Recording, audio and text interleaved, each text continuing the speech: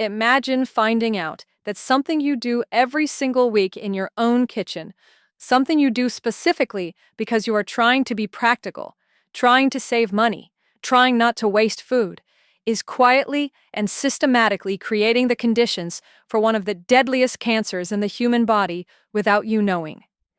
Does that sound extreme? Unfortunately, it is not. There is a habit that hundreds of millions of people repeat every week without a second thought: reheating leftovers. And the truth about what happens inside four very specific foods the second time heat touches them is something that most people will go their entire lives without ever being told. In the next few minutes, I am going to show you exactly which four foods are the most dangerous to reheat, what they are chemically turning into inside your body when you press that button, and why that transformation connects directly to one of the cancers with the lowest survival rates in all of modern medicine: pancreatic cancer. I am Dr. Favor Adiemo, and I'm going to tell you something today that I believe every single person who cooks at home deserves to know. Because I have sat across from too many patients who received a devastating diagnosis and looked at me and asked, "Why did nobody warn me about this sooner?" I am done staying quiet. Now here is what you need to understand before we begin. Your pancreas never warns you. It does not hurt when it is being damaged. It does not swell. It does not send you a signal while the damage is quietly accumulating over years and decades of repeated chemical insults. By the time a patient experiences the first symptom of pancreatic cancer, the back pain, the jaundice, the unexplained weight loss, the disease has typically been developing for years. And the 5-year survival rate for pancreatic cancer sits at around 12%. 12%. That is not a disease that gives you a second chance once it announces itself. It is a disease where prevention is not just the best strategy, it is the only strategy that consistently works. And some of what feeds that prevention is sitting in your refrigerator right now, waiting to be reheated for tomorrow's lunch. Before I walk you through the four foods, I need to explain what is actually happening at the chemical level when food is reheated. Because without that foundation, this will sound like fear-mongering rather than the biochemistry it actually is. When certain foods are cooked the first time, natural chemical reactions occur. Proteins interact with sugars and heat. Nitrogen-containing compounds interact with available amino acids. Fats begin to oxidize. In most cases, the compounds produced by first-time cooking are present in amounts the body can manage, process, and eliminate. But reheating changes the equation fundamentally. The second time heat is applied, several things happen simultaneously. First, whatever protective antioxidant compounds were present in the original food are further degraded or destroyed. The biological buffers that would have partially neutralized harmful compounds are gone. Second, the chemical reactions that produced small amounts of carcinogenic compounds during first cooking are accelerated again, but this time without those buffers. Third, bacterial activity that occurred during cooling and storage has already begun converting certain compounds, particularly nitrates in vegetables, into more reactive and more dangerous intermediate forms. Heat then drives those intermediates forward into carcinogens. The specific class of compounds we are most concerned about from a cancer research standpoint are N-nitroso compounds, also called nitrosamines and heterocyclic amines. Both have been classified by the International Agency for Research on Cancer as probable human carcinogens. Animal studies have provided strong evidence for the carcinogenicity of N-nitroso compounds on multiple organs, specifically including the pancreas. Research published in peer-reviewed journals has identified dietary N-nitroso compounds as one of the pathways through which repeated exposure contributes to pancreatic cancer risk. This is not speculative. This is documented in the scientific literature, and it connects directly to the foods I am about to name. Food 1. Processed meat, specifically reheated processed meat. This is the one that most people think they understand and actually do not. Hot dogs, sausages, bacon, ham, deli cuts, canned meat. Any meat that has been cured, smoked, preserved, or processed using nitrates and nitrites as a preservative.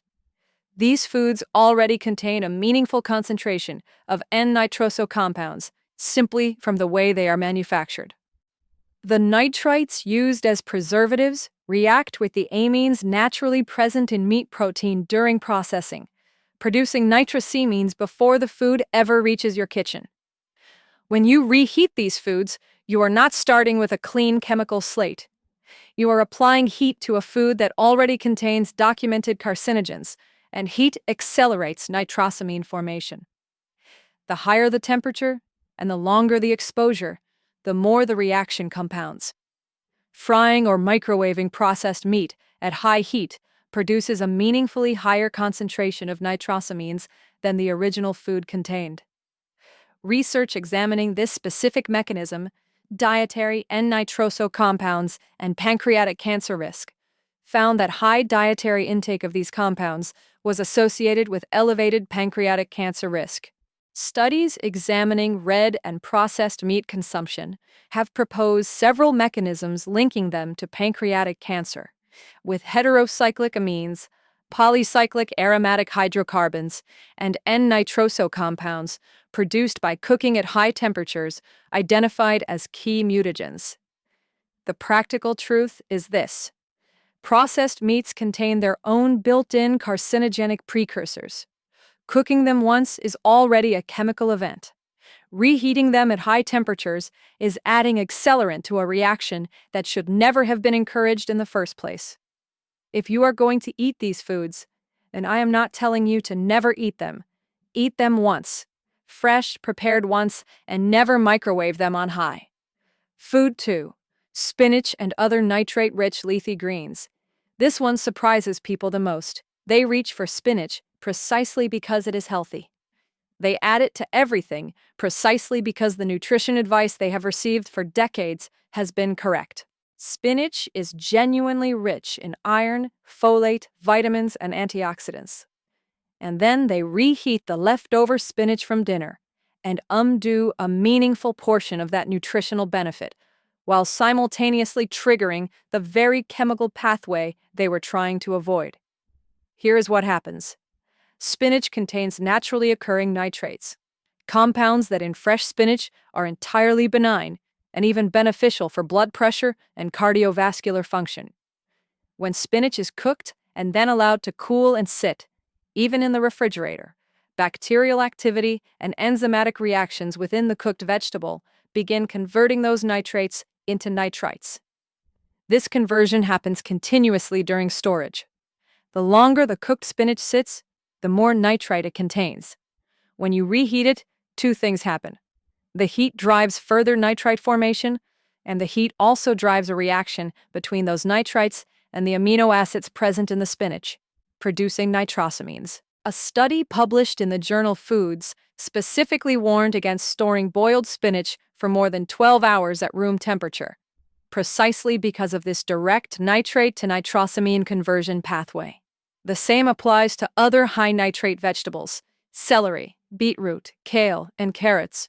Celery in particular contains extremely high concentrations of nitrates. When celery is cooked into soups and stews and then reheated repeatedly, as happens constantly in home cooking, each reheating cycle drives the nitrate to nitrite to nitrosamine conversion further. The World Health Organization's International Agency for Research on Cancer confirmed that nitrosamines in food are established carcinogens linked to gastrointestinal and pancreatic cancers. The irony is precise. The vegetable you are reheating specifically because it is healthy is chemically transforming into something that works against the very protection it was supposed to provide. The safest approach is straightforward. Cook spinach and leafy greens fresh in the quantity you will eat immediately. If you have leftover cooked spinach, eat it cold in a salad the next day rather than reheating it. Cold does not drive the nitrosamine-forming reaction. Heat does. If you have made it this far, you are clearly invested in this. You want to see what comes next. But most viewers enjoy this content and scroll away without subscribing, and then they miss everything that follows. If this video means something to you, is knowing these 4 foods changes how you cook this week, tap subscribe. It takes 1 second. If not, you will probably forget this channel exists and miss a lot of important conversations ahead. Now, let us continue, because the third food is the one most people already suspect is dangerous, but for the wrong reason entirely. Food 3. Cooking oils, specifically reheating oils that have already been heated once. Most people understand vaguely that oil reuse is not ideal. What most people do not understand is the specific chemistry of why and how that chemistry connects to cancer risk. When a cooking oil, particularly a polyunsaturated oil like sunflower, corn, soybean, or canola, is heated to cooking temperature, a process called lipid peroxidation begins. The double bonds in polyunsaturated fatty acids react with oxygen and heat to produce a cascade of oxidized compounds, aldehydes, particularly acrolein and 4-hydroxynonenal, polycyclic aromatic hydrocarbons, and acrylamide in the presence of starchy foods. These compounds are genotoxic, meaning they cause direct damage to DNA. When that oil is reheated, or when food fried or cooked in that oil is reheated, the oxidation process continues from where it left off. Each additional exposure to heat compounds the damage. The smoke point, the temperature at which an oil begins to visibly break down, lowers with each use, meaning the oil reaches its toxic breakdown threshold faster and at lower temperatures with each reheating cycle. The concentration of aldehydes and PAHs increases with each heating. The International Agency for Research on Cancer has classified several of the primary compounds produced by repeated oil heating, including acrylamide and polycyclic aromatic hydrocarbons, as probable human carcinogens. Research examining the formation of heterocyclic amines, PAHs, and acrylamide in cooked foods has found that temperature and cooking duration are the primary determinants of how much of these compounds are produced. Every time you reheat fried foods, fries, fried chicken, anything cooked in oil, you are applying additional heat to a food that was already sitting in oil that had undergone at least one prior oxidation cycle. The specific additional risk with reheating fried foods, rather than simply frying at high temperatures, is this. When fried food is reheated, particularly in a microwave, the surface temperature becomes uneven. Some areas of the food are scorched at very high temperatures, while others barely warm. The scorched areas produce the highest concentrations of all 3 classes of compounds, HCAs, PAHs, and acrylamide. While you may not even notice the scorching because it occurs at a microscopic level that does not always produce visible browning, the safer approach: do not reheat fried foods. Eat fried foods once, fresh, immediately after cooking. If you must reheat, use an oven at a moderate temperature that warms the food evenly, rather than scorching surface areas. And never reuse frying oil. Discard it after one use. Food 4. Rice. And this one is different from the others in a critical way. The risk from reheated rice is not primarily carcinogenic in the same direct chemical sense as the previous 3 foods. The risk is a bacterial toxin that is heat-resistant, meaning reheating does not destroy it, and that has documented connections to intestinal inflammation, which is itself a known risk factor for gastrointestinal cancers over long-term repeated exposure. When cooked rice is left at room temperature, and research shows this happens routinely in households that cook rice in large batches, a bacterium called Bacillus cereus, whose spores survive the original boiling process and remain dormant in the cooked grain, begins to multiply. This bacterium produces 2 types of toxins. One causes vomiting within hours. The second causes diarrhea and is produced specifically during the storage phase rather than after reheating. The critical point that most people do not know is this. When you reheat the rice, you kill the bacteria, but the toxins they have already produced are heat-stable and heat-resistant. They survive full microwave reheating. They survive stovetop reheating. The bacteria are gone. The toxins remain in the food. In the short term, Those toxins cause nausea, vomiting, abdominal cramping, and diarrhea. Unpleasant, but survivable. In the long term, and this is the connection most people never hear, repeated low-level exposure to bacterial toxins from improperly stored and reheated rice contributes to chronic intestinal inflammation. Chronic inflammation of the gastrointestinal tract is one of the most extensively documented pathways to gastrointestinal cancers. Every time the intestinal lining is irritated by heat-resistant bacterial toxins, the inflammatory response leaves microscopic damage. Over years and decades of weekly exposure, that accumulated damage creates the cellular environment in which cancer can develop. This is not hypothetical. The connection between chronic intestinal inflammation and gastrointestinal cancers is one of the most replicated findings in cancer epidemiology. The protocol for rice is specific and simple. After cooking, cool rice quickly, within 1 hour, and refrigerate it. The rapid cooling prevents the temperature from staying in the bacterial growth range long enough for significant toxin production. Store refrigerated for no more than 24 hours. When reheating, reheat once only. Ensure it reaches steaming hot temperature throughout, not just warm in the center, and never reheat rice a second time. Cook rice in smaller quantities so there is less left over. If you routinely cook rice in large batches to save time, change that habit. The time saved is not worth the cumulative risk of weekly bacterial toxin exposure across decades. Let me bring this together, because I want you leaving this video with a clear, specific picture. Not anxiety, but information. 4 foods, 4 distinct mechanisms, 1 unifying principle. Reheated processed meats produce nitrosamines, N-nitroso compounds that research has specifically linked to pancreatic cancer development, and that the IARC classifies as probable human carcinogens.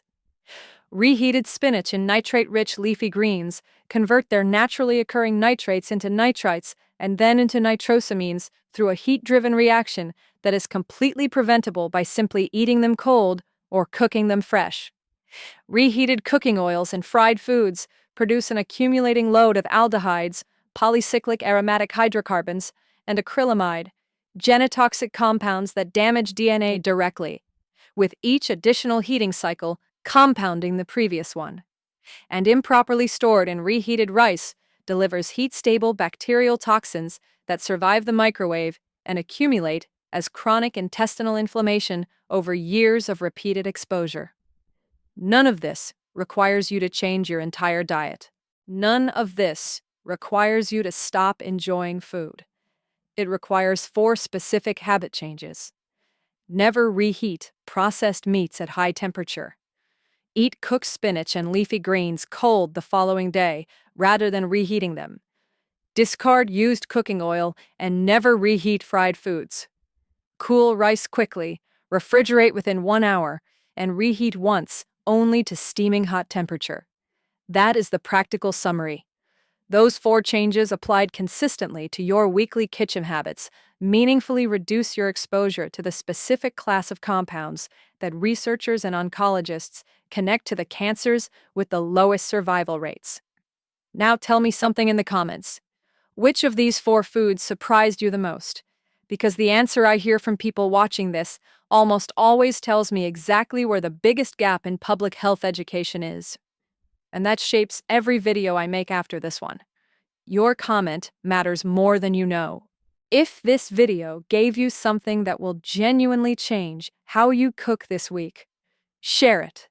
Not for this channel, for the person in your life who reheats their leftover sausage every morning and has never once thought about the chemistry they are eating alongside it. That share may be the most useful thing you do for their health today. Subscribe for more honest conversations about what science actually says about the food choices that matter. Next time, we are going to cover the 5 breakfast foods that are routinely marketed as healthy and that the research increasingly suggests are doing the opposite, particularly for adults over 60. One final and important thing. Everything I have shared today is based on published biochemistry, food science research, and the documented work of international cancer research organizations. This is educational information, not personal medical advice for your situation. The connection between dietary carcinogens and cancer risk is well established in the research literature. But cancer is complex, and individual risk depends on many factors I do not know about you. If you have concerns about cancer risk or your diet, please have that conversation with your own physician who knows your history. I am Dr. Favor Adiemo. Protect your health with the information your kitchen never came with.